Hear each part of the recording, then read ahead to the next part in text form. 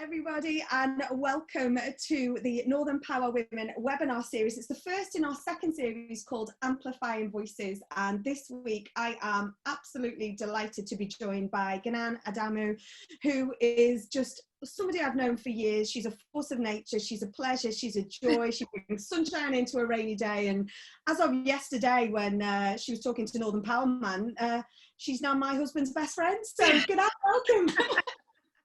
Oh, no, Samay, thank you so much for having me. Oh, no, we're delighted. And we're here today to talk and share about your journey, because you are a trained journalist, multimedia trainer and entrepreneur, and you've worked at, varying departments within the BBC. But where did that start from? What was your journey to get there? It's a funny one, because initially I started off wanting to be a doctor. So my dad was a doctor and I was a daddy's girl, and I wanted to, save lives, wanted to meet people and make them feel better. And I found that medicine really wasn't for me. So I actually left sixth form without telling my parents. And walked out of sixth form when I told the head teacher what I thought about her. And I was like, the next time you see me, I'm going to be on TV. And she was like, good luck. And I remember I walked out, and as I walked out in my uniform, I was like, oh crap, what have I just done? And I remember I went straight to the college and I said, look, do you have a media course that finishes within a year? And I can graduate. I can start uni, the next year. Because I thought my parents were so stupid, they wouldn't know that I'd left sixth form. And you know what? I always, as the universe had it, they say, yeah, we actually have a new pilot foundation degree. It's 1 year, it's media, it's film and media studies, A-levels. You finish in a year and you'll go to uni. And literally that's how my journey started. Went to John Moores University.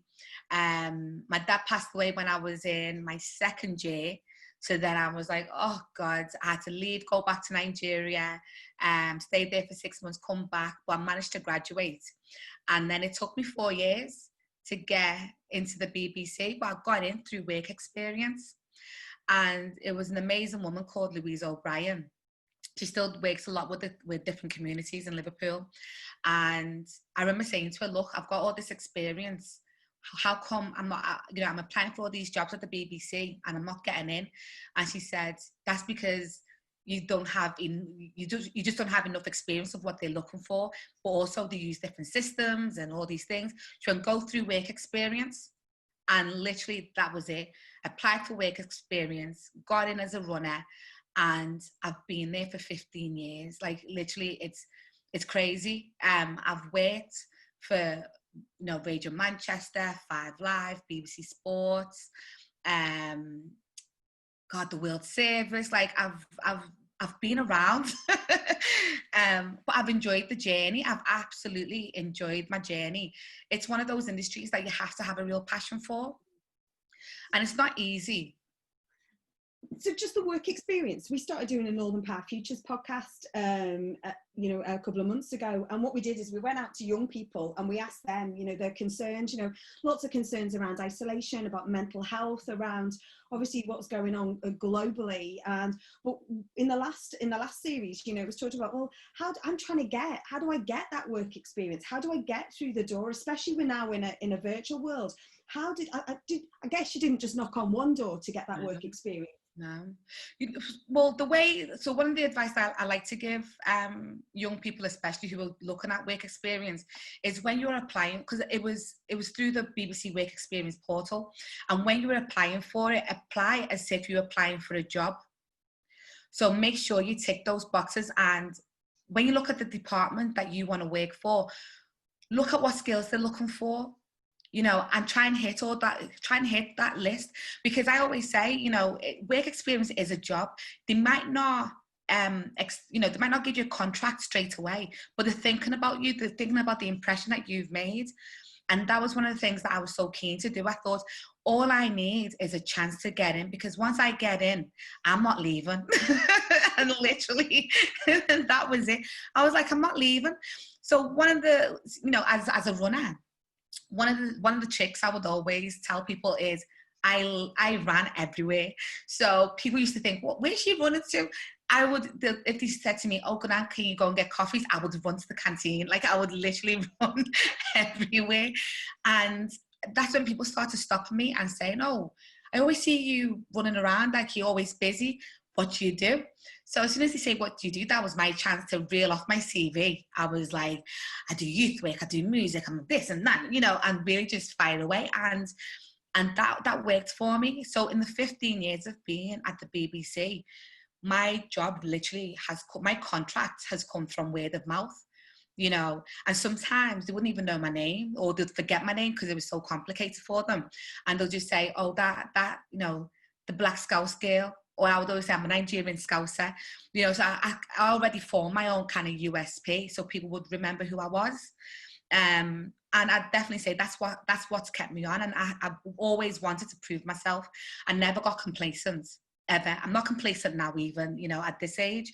And I always take, I spot opportunities, you know, but I found that when I got to a point where sometimes I was tired, and when you're tired, you're too tired to see those opportunities, and then you have to think about, all right, then what do I need to do to kind of, you know, calm myself down? Because you get so hungry to be, you know, to be in the industry. You get so hungry being an entrepreneur that hunger sometimes can be quite toxic to yourself.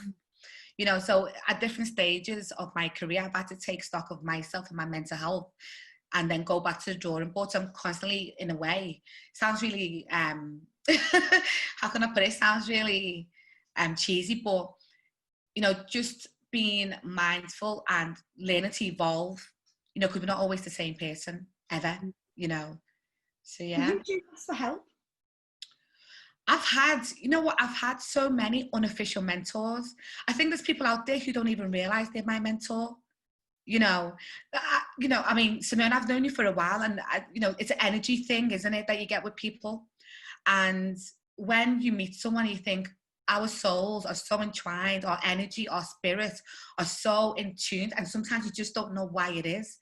But there's that person that you might not speak to them for ages, and then you think, I want to have a coffee with you. I need to chat with you. Have you got 5 minutes?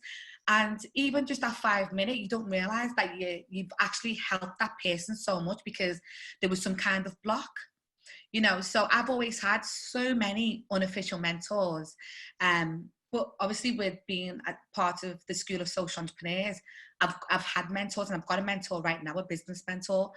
But throughout my journey, I've had so many mentors that, as I said, possibly don't even know they're my mentors, and I'm their biggest fan, you know. And it's not a start-end thing. Sometimes you need that formal, this is a program and that's what you do. And I think that's really important. But I think there's so many different forms of mentorship as well, isn't it? And equally, probably, I no doubt that when you were doing your time doing your time, sounds terrible, like doing your time in a penitentiary. But right at the start, when you were doing your work experience, I bet you were affording, you know, the people you were working with knowledge as well, you know, from the busy, fast coffee girl.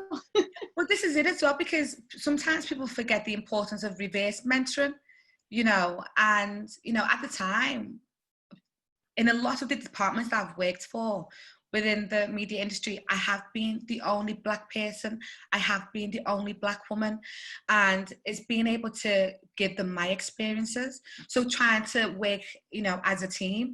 Obviously, you know, in some situations, you know, it hasn't always been the best, but I've not let that deter me in any way, because I always think, when you come in contact with someone like myself or another woman, it's a learning curve. It doesn't matter, you know, my background's completely different to the next person, and I would hope that people would take that opportunity to learn, you know, that not all Black women are the same, you know, not all women are the same. So sometimes I don't want, you know, I try not to speak for all Black women, But there's certain situations where I go, I don't think that's right, or this is what we like, or this is what we wouldn't like, and this is the kind of language you should be using.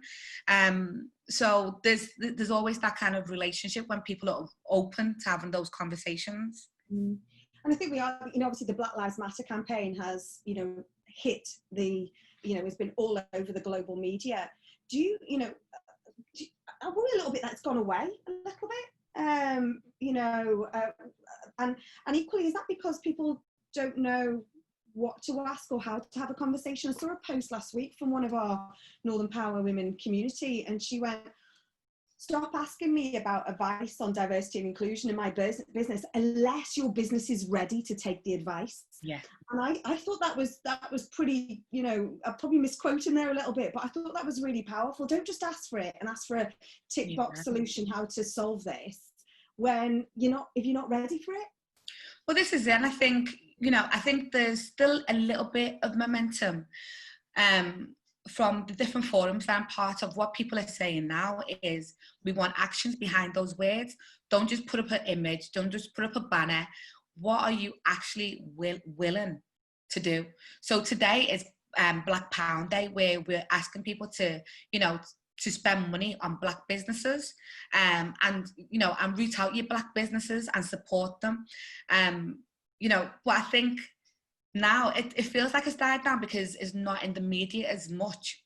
But I definitely think there's people working on the ground to having those conversations with organisations and companies and saying, all right then, if you truly believe in what you're saying, let's put actions behind it. But also when we're talking about Black Lives Matter, we're not talking about just Black lives. We're talking about equality for everyone. So when people are saying all lives matter, we're not saying that's actually not what we're saying. What we're saying is, if you agree with us that all lives matter, then Black Lives Matter should not be a problem. We should be able to say, if my son goes out, I do get nervous. I think he's 9, but he's going to get to that stage where I have to let him out. So if my son goes out, then is his enemy going to be a bad police officer or a racist on the street or the man at the post office or the man at, or the security man? Like, he's got so many hurdles just going out that so many white families don't think about. I remember something as simple as, I remember a friend of mine was going to Pontins, and I said to her, is there a lot of mixed families? And they didn't understand why I was asking that question. And I said, and they were like, well, there's a few. I said, no, but is it diverse? Because I went through racism as a 7-year-old, and that's something that I don't want my child going through. I mean, he's been through it, not as harsh as what I did, but you want to protect your child. You want to protect their environment. You want to keep them as innocent for as long as possible. So you constantly, as a parent, navigating and, trying to, maneuver the whole environment for yourself, for your family. So this, the reason why Black Lives Matter seems so big now is that people are just tired. We're tired of having to talk about it so much. We're tired, of constantly having to confront it. And the message now is enough is enough. We're tired of always trying to be the good person, even though there's not, we're never bad anyway, So it comes to a point now where everyone is kind of saying, well, no, when it comes to media, what are we going to do about it? It's not about, the BBC putting 100 million into TV. It's about what happens in the background. It's about, the staff, it's about leadership. It's about management, So there's all these things that come into it. So so I think, it might seem like it's quieting down, but I think there's a lot of work happening in the background. Yeah, and I think it's just because obviously that we're going through a different evolution with the COVID journey, aren't we? With July the 4th, Super Saturdays. Oh, wow, yeah. Almost, so lots of mixed messages. So it's probably just got a little, sort of, it has the elements of getting, mixed up in there. But there is a moment in time. Do you feel like this is that moment in time? This isn't going to be like, a year down the line. Oh, do you remember that? Do you remember what happened? I do feel like there is I feel it now.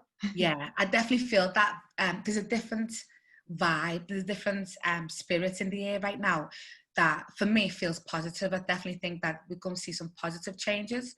And I think especially the young ones, I know I look young, Simone, but But, you know, I think the young ones are the generation that are not taken no for an answer, and we have to be right behind them. You know, we have to keep that fight going for them, because this is their future, you know, and also they're paving my future as much as they probably don't even realize it. Yeah, I've done the fight, but you're carrying me along with you right now, you know, and they give me that extra bit of energy to be able to see it through, you know. So I definitely feel a really good, positive sense in the air. Yes, and talking about sort of on the shoulders of giants, if you like, I just want to take you back to, you know, your dad. You know, your dad was a father dealing with HIV and AIDS crisis in Africa. And your mother demonstrated the power of giving, kindness, acceptance. Your home was halfway house for those suffering from mental health and refugees and asylum seekers. You know, that's a massive, two great role models right there. You know, how have they influenced you? And actually, I've got a question first. Did they really know that you dipped out of college? They must have known. Oh, they did. They got a phone call. I went to a Catholic school. So the teacher who loved my mum, Sister Bridget, she called my mum and said, "Did you know she was Irish?" Said, "Did you know Ngunan has left?" And mum was like, "What?" And so I had to beg. I was like, "Trust me, I'm going to make this work." And I think that's the reason why I was so so determined to be successful in my career. But yeah, talking about role models, I'd even go as far as even my grandparents, you know. My nan, so on my dad's side, my nan used to make alcohol, and then sell it.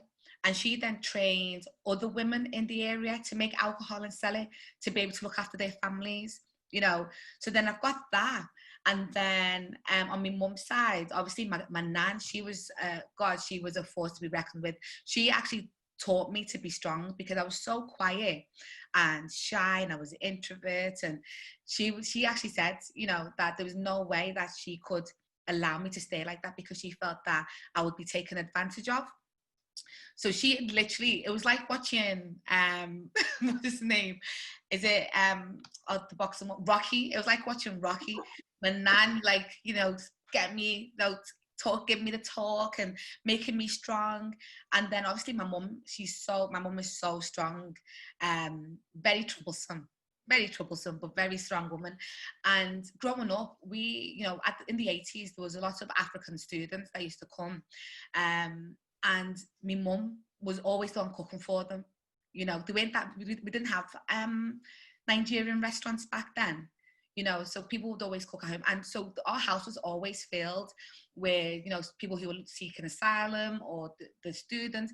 And it was so comfortable. We just thought that was normal. We really did, you know. So my mum showed us the power of giving. And then with my dad, you know, he was a doctor, worked for the UN and the World Health Organization around the HIV/AIDS virus.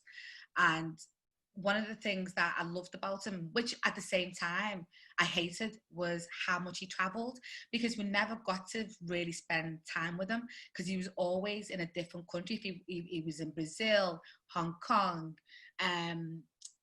America, Australia, like he was everywhere. And you know, the funny thing is, I say, when I grow up, I'm going to be like him. And now obviously I've traveled, but just seeing how much passion he put into his work and the stories he used to tell us, and how, like, you know, one of the things that he told us was how when he first had the team and he was working for the UN, and a lot of his work was around obviously awareness, but they were going around doing tests, and they found at the time 1 in 3 Nigerians had HIV. So his research was with the UN to look at how they can fund, you know, projects and awareness and promotion, all these things, and be able to give people free tests and free condoms, and especially people in remote villages. So when he was doing all of that, the Nigerian government at the time was so annoyed, because he said he was putting a really bad stigma on Nigeria. So he got a lot of backlash for all that work. But then obviously when the funding came through, everyone was happy, you know. So for me, you know, having two people who were very determined, very, very different, but very determined and passionate in different ways, definitely built me up to be the woman that I am. But a funny story that I've never really shared with anyone. I remember having a conversation with my mum and saying, where does my love of wanting to support women come from? And she said, well, actually, you had a great auntie in Nigeria who used to ride on a horse. And she was like a patrol officer kind of thing. And if she found out, women would come to her if they were being abused by their husbands, whether it was physical or mental, and she would, on her horse, go to their house to help them pack their things to leave the husband or kick the husband out. the early refuge, isn't it? You know, wow. So I think it's in my DNA. It really is in my DNA. So like, why you on a horse? Told me? I can see on a horse round down Upper Parliament Street. I can just see it. In fact, one of them statues outside St George's Hall. When we're taking when we go back to, well, when social distancing goes a bit now, we're going to get you on one of them. There's got to be. I need a horse and a pipe. That's what I need. Anyone with a horse and a pipe, just. Do you think, you've had such a varied career within the BBC. You know, you've travelled, extensively. You've trained foreign journalists, haven't you? Yeah. So currently my role obviously is presenter producer at Radio Merseyside. But also I work for the BBC World Service, so I get to travel to train journalists and editors, and sometimes these like new recruits who have joined the BBC. So it was all part of the World 2020 project, where the World Service was expanding its language services. So our role was to go and train these new journalists, and in some countries, actually journalists are frowned upon. So we weren't able to get trained journalists, but we were able to find people who were really passionate about politics and the world that they live in and had their own blogs. So we then had to train them to get to the standard of being journalists. And you know what? The content that they are churning out is absolutely amazing. And that's one of the things that I love about just my life, is being able to meet all these people. And I always say to them, I might be teaching you, I might be training you, but actually I'm the one who's learning. You're training me, you're equipping me with so many skills that I know I'm going to take forward. So for example, I remember training Ethiopian and Eritrean journalists, and they were saying that actually they follow a different calendar. So I think we're in Ethiopia, they're 9 years behind. And I said to them, oh, so does that mean I'm 9 years younger? And they were like, no. Damn it. I was gutted. Well, you've got a massive passion, haven't you, around, helping others, working with disengaged and disadvantaged communities, seldom heard. But I understand amongst your BBC colleagues, you were seen as the outreach person, because we all love a badge and a label, don't we? But, how do you feel about that? How do you feel about, titles and labels like that? And what did you think there was an advantage in that? Was there any benefit? I think there was a benefit, because sometimes in any industry, when you apply to work for any media organisation or any company, you don't realise the work that they're doing in the background as well. So what I found was, I applied obviously to be at the time I was a broadcast assistant and then became a broadcast journalist, but I didn't realise all the outreach work that the BBC was doing at the time. And I found that naturally that was what I was. I became a journalist to amplify other people's voices. So I found that the kind of stories I was doing anyway, I was doing underage drinking, teenage pregnancies, gang and gun crime. So I was already doing those type of stories. But then the opportunity came to be on the BBC buses and go to rehab centres, go to youth centres. And I was like, oh my goodness, I love this. Using, I've always said using media as what you would call a well-being tool, to support people's mental health and support whatever journey they're going on. I think I just showed so much passion for it that just became my thing. So it was like, it was a project. It was like, you know what, speak to Ngunan. She'll be on it. She'll definitely be doing it. You need it on your team, because I was that person who wasn't shy to approach people. So when people see a BBC bus, they're quite apprehensive of coming over, and I was that person who would go out and go, come and check out what we're doing, or going out and doing vox pops. I was like, always trying to talk to people.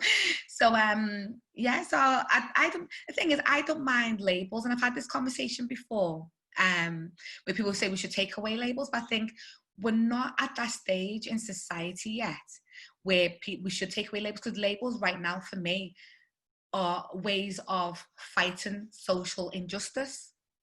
And if me being labelled as a Black woman, or someone if I was gay, a Black queer woman, then that label is my fight to say to people, yeah, this is who I am. So I think hopefully we'll get to a stage where we don't need labels anymore. And I think that's the fight that we're all trying to fight, where it's not a big deal for us to be anything other than just human.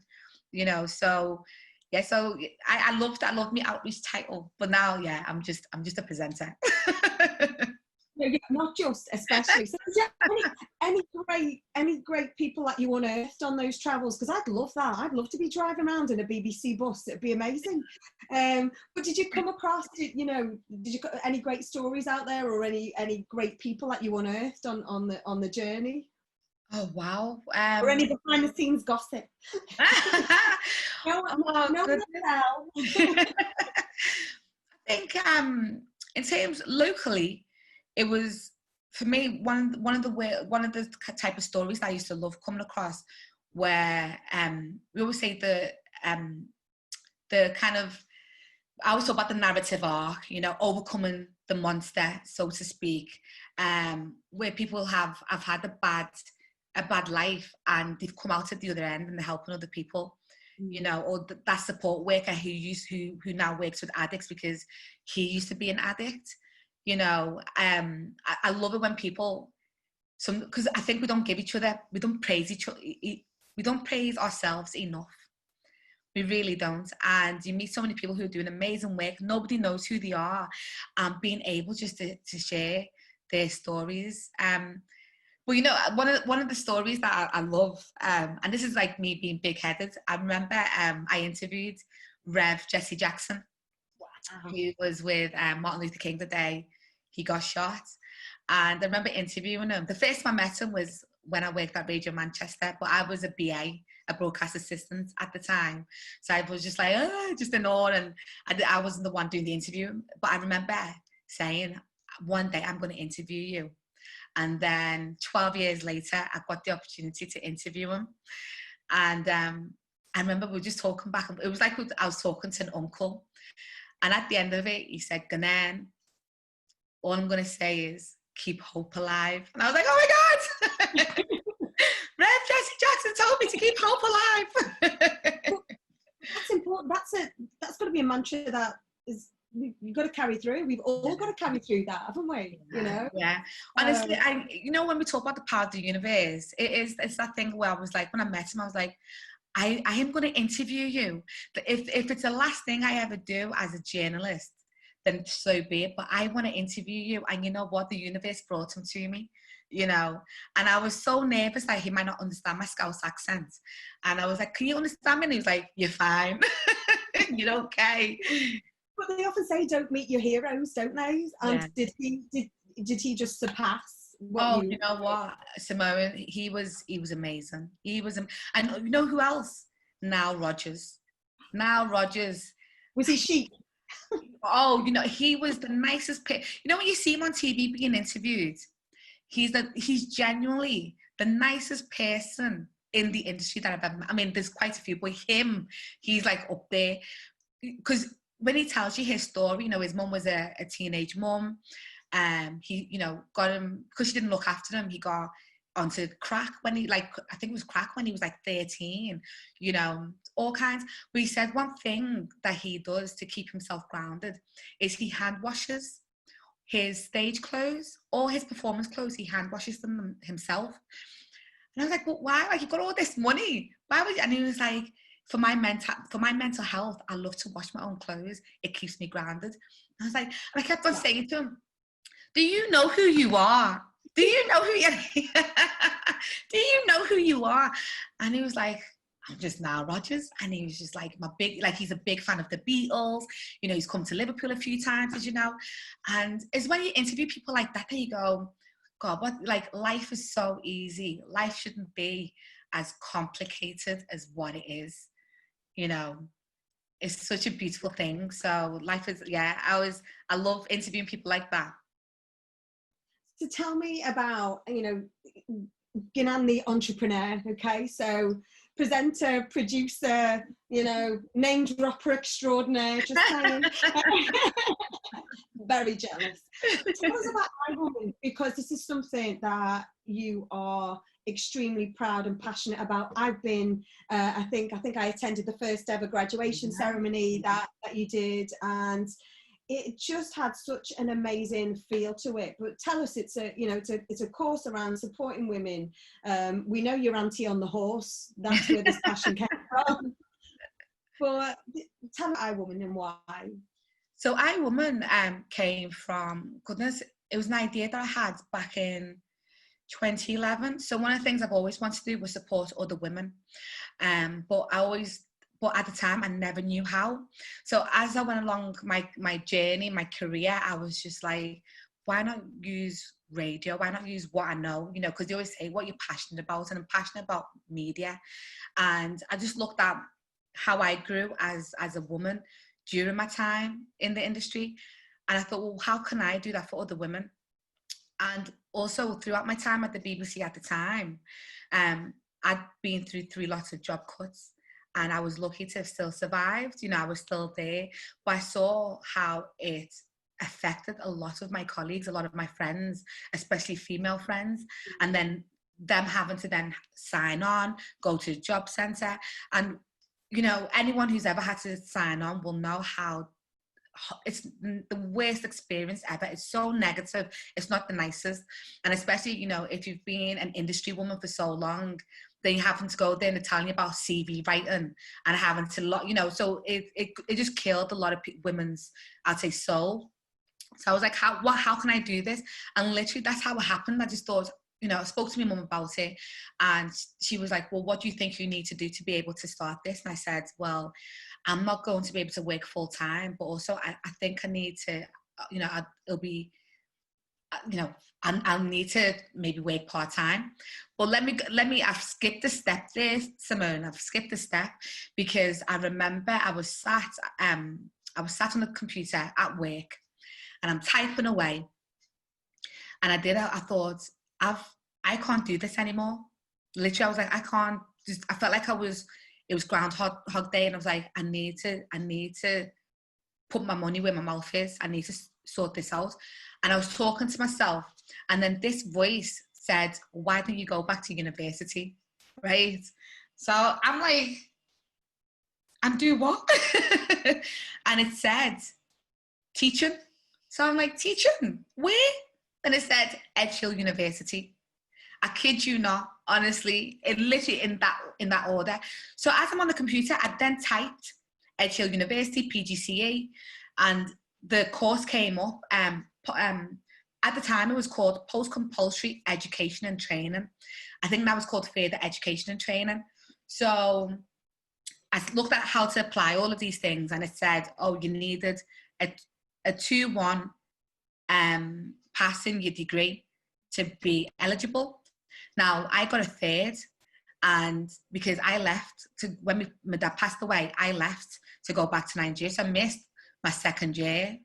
So I then emailed them and said, look, I know you say it's a 2-1, but I've got 3rd class degree, and this is the reason why, but this is also what I've achieved in those years with my 3rd class degree. So the admissions officer said, all right then, well, why don't you come for the interview and we'll take it from there. So I was like, yes. So when I had the conversation, mum was like, if you get on this course, you're going to have to go part-time. And I was like, you know what? If that's what I have to do, that's what I have to do. And I'm a single mum, and I remember watching Planet of the Apes. This is the dawn of the Planet of the Apes. And it had an amazing quote. If you've ever seen it, there's a scene with Caesar, who's obviously the talking chimp or ape. And he's, you know, and he needs to rescue the other apes. And he says, he said, there's no gain without risk. And I was like, oh my God. The ape said it. There's no gain without risk. And I was like, it's so true.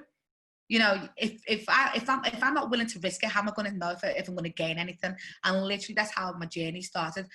I got into the course with at Edge Hill University. At the same time, I applied for the School of Social Entrepreneurs.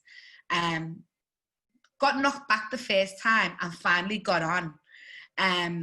And literally, that's how my entrepreneur journey started. And you know what? In a space of two years, I graduated, I launched my company, and literally, also, I don't want to forget the women's organisation, because they supported me immensely. So I had, you were talking about mentors. These organisations, in respect, were my mentors. You know, the Women's Org, the SSC, Edge Hill Uni, I had a good support network around me. But the funny thing is, I didn't have iWoman as a name first. The name that I had was Diamond Rose. It was such a terrible name. And but at the time, I was so passionate about it. And I remember saying to my business advisor, what do you think of the name Diamond Rose? And she's like, maybe you need to think again. And then I said to my brother, my younger brother, what do you think? Diamond Rose. And he was like, sounds like a strip club. I was like, oh. So I was like, okay, so now I've got a company that I want to launch with no freaking name. So yeah, so the name iWoman came. Goodness, it came maybe a week later. And I was so annoyed because I felt like I put so much effort into trying to find Diamond Rose. But iWoman stuck, because I was like, it's about innovation. It's about going forward with a tribe of women who are futuristic. And that's literally what the concept was, but it was unashamedly women. Yeah. All women, and we were going to carry ourselves forward. We were going to, we were going to take over the world, and I still believe that's what I'm going to do, is take iWoman globally. I mean, I've started, so I'm just scratching the surface at the moment. You've done how many cohorts have you done? Is it 1 or 2? 5. 5. Yeah. How much am I researching all the time? Simone, I think. The problem is, and we've had this discussion before, blowing our own trumpets. I don't push iWoman as much as what I should, and that's one thing that I definitely need to learn, is to say, this is an amazing company, it's an amazing product. We need, because you can't carry this by yourself. And I always say, I want iWoman to survive with or without me. It's not about me. And I remember the best advice I was given was by a friend of mine, Jackie Johnston Lynch. And she said, she's fab. And she said to me, at the early stage of my entrepreneurial journey, she said, the way you need to look at your product, your company, is that if you got run over tomorrow, can it still survive without you? And I was like, thanks, Jackie. And literally that's how I've looked at it. And it's hard, isn't it? Hard to take that emotional jump, isn't it? Yeah. From here to here. Listen, I'm going to jump into some questions. I'm going to go to the wonderful, Jan Brown, don't you, from Liverpool? Yes. Now, Jan, with the modern technology, you should now be a panellist. Let's see if that works. Jan, are you there? Let me just see. Hold on a second. It looks like it might be working. Hold on a second. On mute. Not quite as slick as I would have liked. This is why I don't work in the BBC, clearly. Jan is a wonderful Jan Brown, actually, from Liverpool John Moores. Are you there, Jan? I am. Apologies, I haven't got any face today because my broadband's really rubbish. So, Elisa, thank you so much. You're an inspiration. Can I ask you, you talked about being able to explore opportunities and finding them. Have you got any advice for young people about how they should go about doing that? Oh, definitely. I think they're even more lucky than what we are. You know, I remember getting my first email address. You know, for a lot of young people now, what I would always say is, if you're on all the platforms like LinkedIn, Instagram, Twitter, a lot of people will, you know, they will reply back. And I would say maybe start that way. Look at who you admire, look at companies that you admire, and email them, tweet them, start following them. You know, obviously, you know, we say be a stalker, but on a not a stalkerish level. But a lot of people want to help the younger generation, so they'll always be willing to talk to them. I think my approach definitely is always asking for that 5-minute chat, 5-minute coffee, you know, but do your research before you approach that person. And that's one thing that a lot of young people sometimes don't do, is they won't research the person that they're trying to contact, the company that they're trying to contact. Do the research and let them know that you are, you know, you really want to get to know more about them. And what you'll find is, once you make that connection, definitely take it as if it's an interview. I always say, even though it's informal, when I meet a young person, sometimes I go, I might need them for something. And it might not be tomorrow, it could be the following year, but something just sparks and you go, all right then. So I always say to a lot of the young ones, if someone is willing to meet you, that means they'd invest in something and they want to see what you're all about. But also have the right questions when you do get to meet them, and if they can signpost you to other people. And literally, that's how your network just slowly starts to build.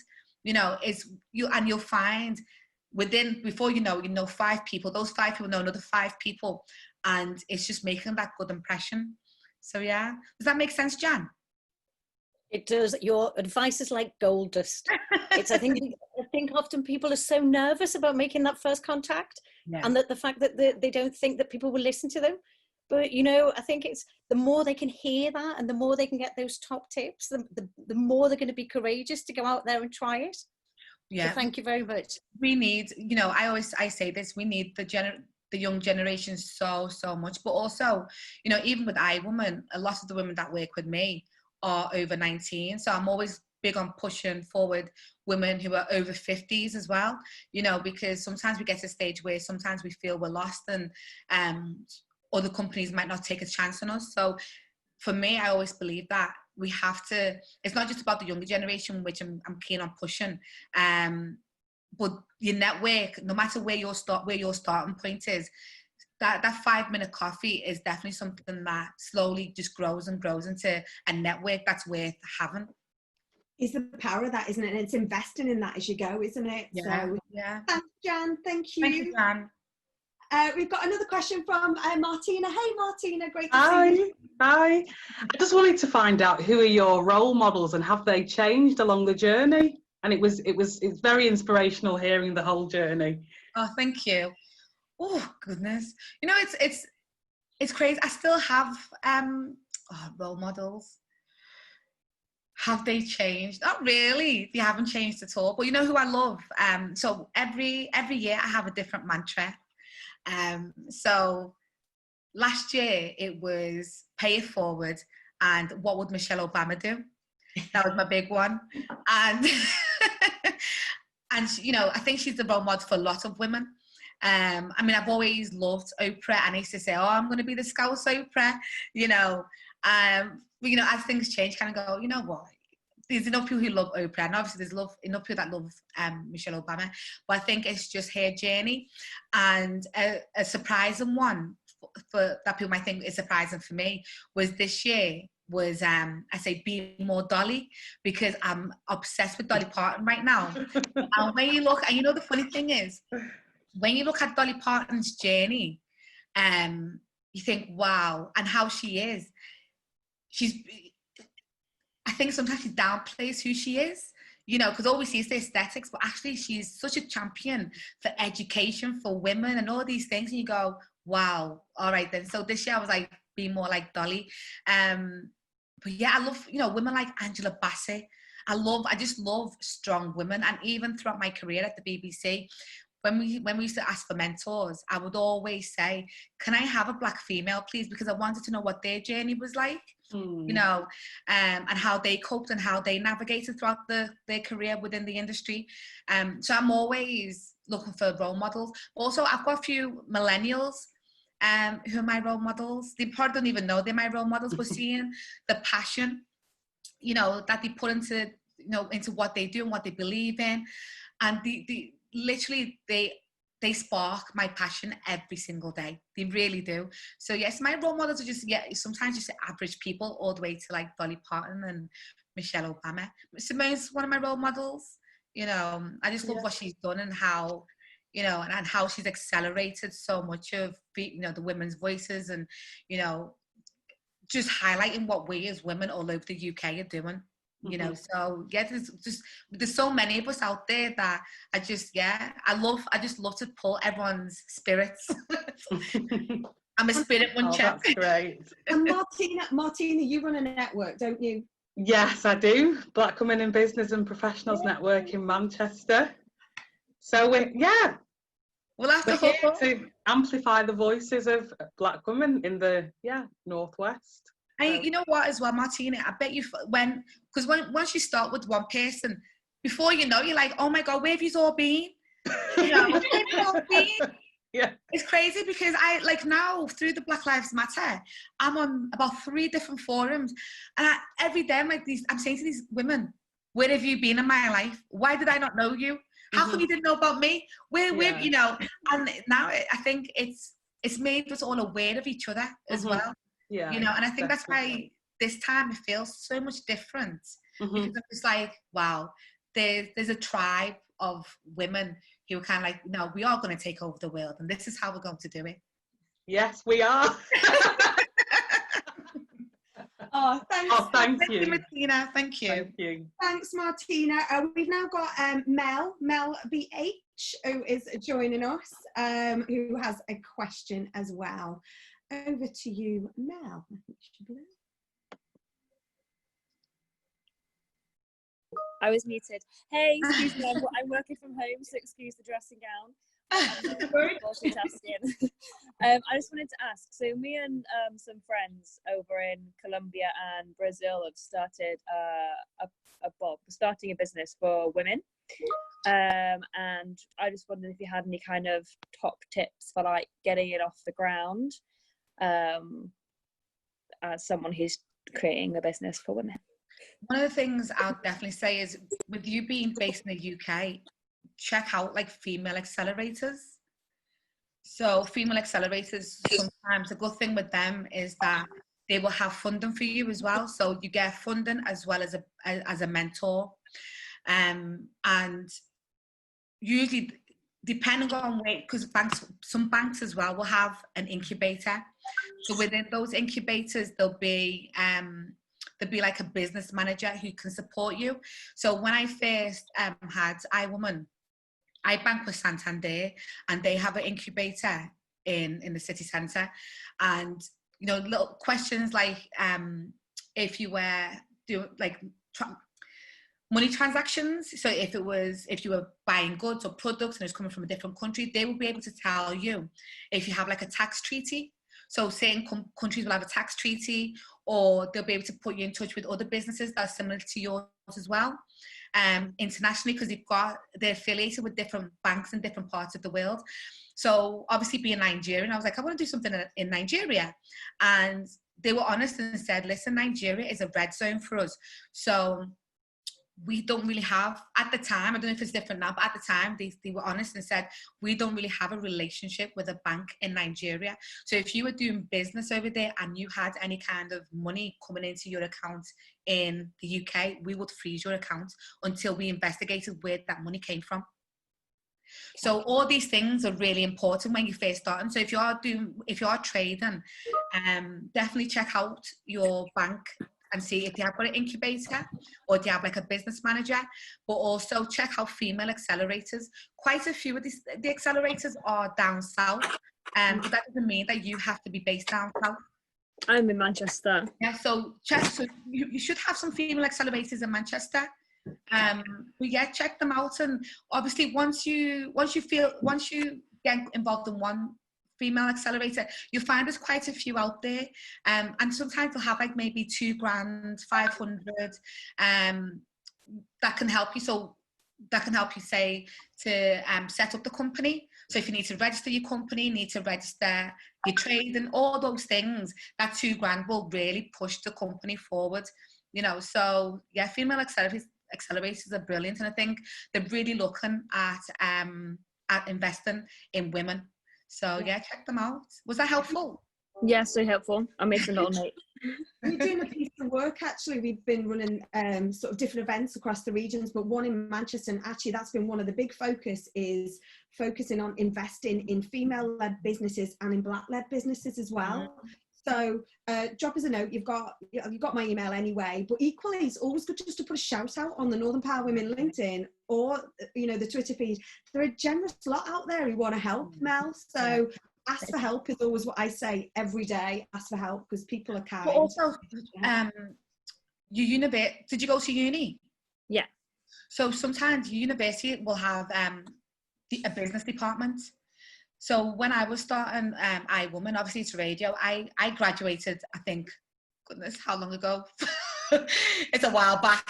And I remember I was still in touch with my lecturers, and I emailed one of my lecturers, Richard, and said, look, I'm starting this business. You know, can you offer some advice? And he was like, get in contact with the Community Media Association, get in contact with a friend of mine up in Sunderland. And she then was able to also support me when I wanted to do the international stuff as well. So think about your university.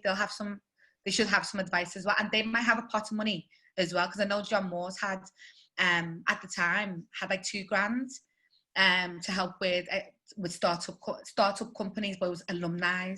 So as long as you're alumni, yeah, you're fine. Yeah. Okay. Cool. Yeah. Thank you very much. My pleasure. Hey, Jackie B, welcome. Hey. Hello, hi. Yes, I do. Thanks. I'm Jackie Bailey. I just wanted to ask you, and thanks, interesting story so far and shares, I've enjoyed it. I just wanted to ask you, what was the initial response when you were asking for Black female mentors? And the second part of that is also, why did you feel it was important for you to have Black female mentors? How did that benefit you? So initially when I asked, they said they only had 2 out of the whole of the BBC, and that was because I wanted where I saw my career at the time with the B. This is before I even thought about starting my own company. I wanted to grow. I wanted to be, you know, a controller, director. I had big aspirations. So I wanted women who had been through that journey, because for many years, every department that I was working in, I was the only Black face. Yeah. And for me, it was like, how can you support my journey if you don't know what it's like to be a Black woman in the industry? I wanted to understand what the barriers were, what they had gone through, how to navigate the system. Because, you know, there's a fantastic Professor Jeff Palmer said, he talked to me about system consciousness. And he said, you can't fight the system if you don't know the system. Absolutely. You know, so I was like, I need to fully understand what I'm working with, because I felt like there was constant barriers. I felt like I was doing as, you know, I was putting in 110%, but then I was seeing, you know, girls or women, you know, who didn't have as much experience as me, who were just, you know, going 2 levels ahead. And I was like, what am I doing wrong?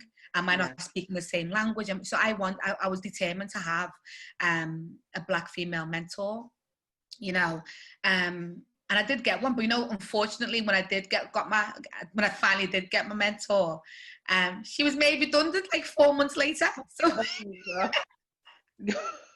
was like, this is exactly what we're talking about. This is exactly what I'm talking about, you know. And so I was determined that you know, I'm not going. You will not. You're not me. I'm not leaving. Yeah. You know. And now I'm making my business to support and mentor other Black young people, or Black people in general that are new into the industry or coming through. If I know you you can't run away from me. You cannot escape. I am going to sit down and we're going to be friends for life. No, thanks for sharing that, because I think it's so important to see yourself in some of your role models as well, and having those mentors in terms of supporting you, who you will have shared experiences and commonalities with, and importantly around being able to navigate through systems, you know, as Black women, as someone who's got a shared experience. So I was interested in hearing that, because I've done some work around reciprocal mentoring, and you mentioned reverse mentoring before, and that's another important aspect of it as well, so that people can also learn from our experiences. So that was why I was asking the question, because I know sometimes when you ask organisations and they haven't got a person in that position to mentor you, then they can get into the question of, well, why do you need someone with exactly the same background? So thank you for sharing that. Well, you know what, Jackie, as well, because one of the things that I didn't want to go through was, if I felt something was racism, for that person to second guess why I thought it was racism. Absolutely. Because the hard part about being a Black person, or being, you know, Black or Asian or Arab or whatever, is that when you feel it in your heart that is racism, and then trying to articulate it to someone that has never been through it, that in itself is lived trauma. You're constantly having to tell them, I felt this. And one of an analogy that I used on a friend of mine, a white female, was that, because she was saying, well, how do you know? And I said to her, so imagine you're having a conversation with a male colleague, and he looks at you a certain way, or he puts his hand on you a certain way, and you know that touch didn't feel right. There was something off about that touch, and you're trying to explain to another man why you felt that touch was inappropriate, and they don't get it. I said, that's exactly how racism feels.